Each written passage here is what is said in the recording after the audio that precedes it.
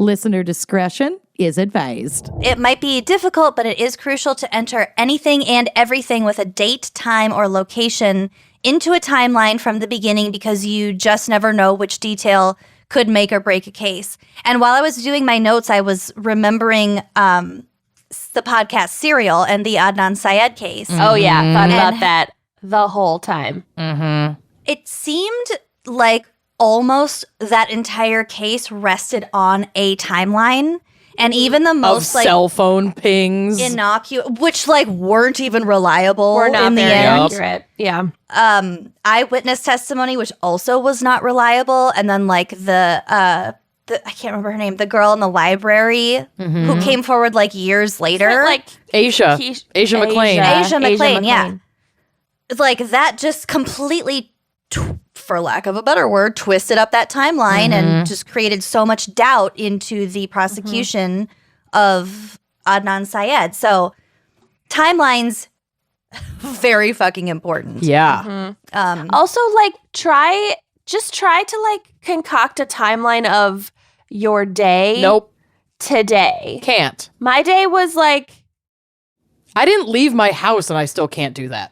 I know. I didn't leave my house either. And it was I have no idea. I kind of was up scrolling my phone. Then I kind of fell asleep. Then I kind of had coffee, but didn't finish it. Then I went back to bed. Then Lucy called. Then my day was just fluid nonsense. Yep. Yeah. Well, I think that you're not alone, especially in COVID depression time, winter times, but just thinking of an average day in an average year at your average, energy level. Sure. Yeah. When you're running errands and doing things and all that stuff. I keep paper planners such as this. How very Brett Kavanaugh of you. And I save them because in the back of my mind, I was boofing. In the back of my mind, I'm thinking what if police come to me and ask me what I was doing on May 3rd of 2008? Yeah. I still have my planner. You keep them all? And I write things in them that I did after the fact. I'm going to go if it's through. Friday, I'm I'll going be to find them next time I visit you. You Someday should get and into find bullet them and add journaling. weird shit. Oh, this is my bullet journal. Yeah, because you're basically bullet journaling. Yes, I have both. That's because I awesome. can't be neurotic enough. It's fine. Anyway, and they live right on my desk as a perpetual reminder of everything I have to do. Yeah, I So feel that. here's a quote from Pursuit magazine. A well-developed timeline provides clarity to a complex case, and it should be used as a reference to understand important relationships. By studying a timeline, both the investigator and defense counsel can find gaps in the investigation, document the movement of witnesses and victims, and I would argue perpetrators, exploit inconsistencies, develop alibis, and evaluate the plausibility of the opposing counsel's case. An easy-to-understand timeline also makes an excellent defense exhibit, assisting defense counsel when cross-examining witnesses and presenting reasonable doubt to jurors. Okay. And you can also just find out if, like you said, exploit inconsistencies. Even if that person wasn't the perpetrator, if they're lying to you about their timeline, then there's something that they're hiding that could be relevant. Yeah. And it could all just get thrown out. That whole parcel of evidence could just get thrown out. So the first timeline depicting historical facts was probably created by the Roman Christian scholar Eusebius. Nailed it. In the 4th century. And that was a sophisticated table structure reconciling chronologies. I don't know why I can't speak right now. It's been a while. It's been a while. Was a sophisticated table structure reconciling chronologies drawn from historical sources from around the world.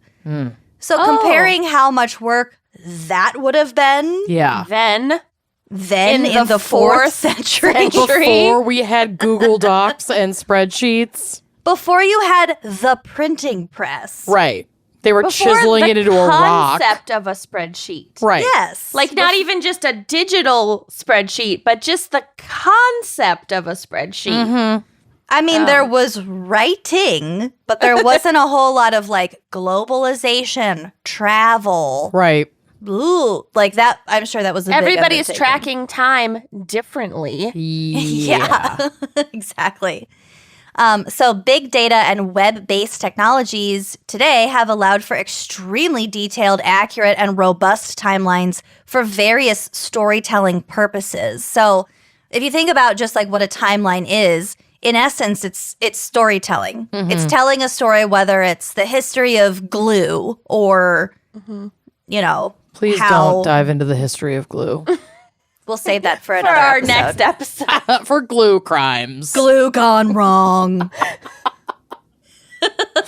No, Or, like, now you know- somebody's going to recommend that. We've just totally shot ourselves in the foot.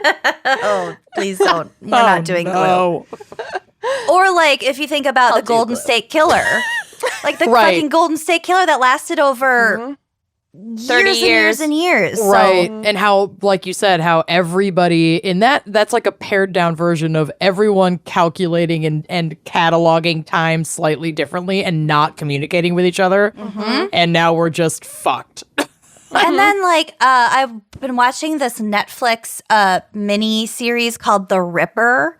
Yeah. And it's about a serial killer in the UK. And Not just Jack the Ripper. No. no, like in the 70s. Yeah. And the way that they can link one case to another, because it's a guy who's I'm not finished with it yet, so don't give anything away.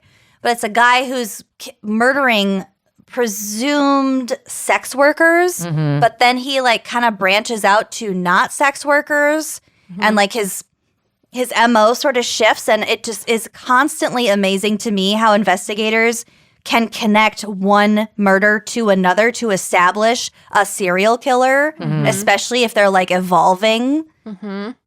That just blows my mind, I think. Or like pinpointing when something happened and then ruling people out because they had a strong alibi. They were in jail already or Right. whatever. Mm-hmm. Yeah. It's just wild how complex these things can be. So, a 2007 paper entitled A Brief Study of Time, tongue-in-cheek, written by Florian Buchholz and Brett Tjaden. Nailed it. This paper says, quote, timestamps can be obtained from file system metadata, system logs, or application data. Depending on the source of the events, this can provide a detailed sequence of the events that took place on a system or multiple systems, allowing an investigator to reconstruct the sequence of events that took place. So talking more about like computers and phones and stuff. Yeah, metadata, just metadata. Dang. Obviously, since 2007, when that paper was written, the metadata systems they were referencing at that time have expanded exponentially. Yeah, so now it is people have like Fitbits. You can like track somebody's heartbeat at a certain If you time. post a It is photo on Instagram, they can pull mind-blowing. metadata about like exactly where you were when that photo was taken. We'll get to it. Oh, we'll get to it. I have Yeah. a hefty list. And you were not in a private jet. Okay. Because we have the passenger log. That's a set. A Hollywood set. So, yeah, as we've just pointed out, if you yourself are thinking of committing a crime, Don't bring your phone. Yeah. be aware that, like, technology is working against you. And that turning off location services isn't enough. It It doesn't really help. No.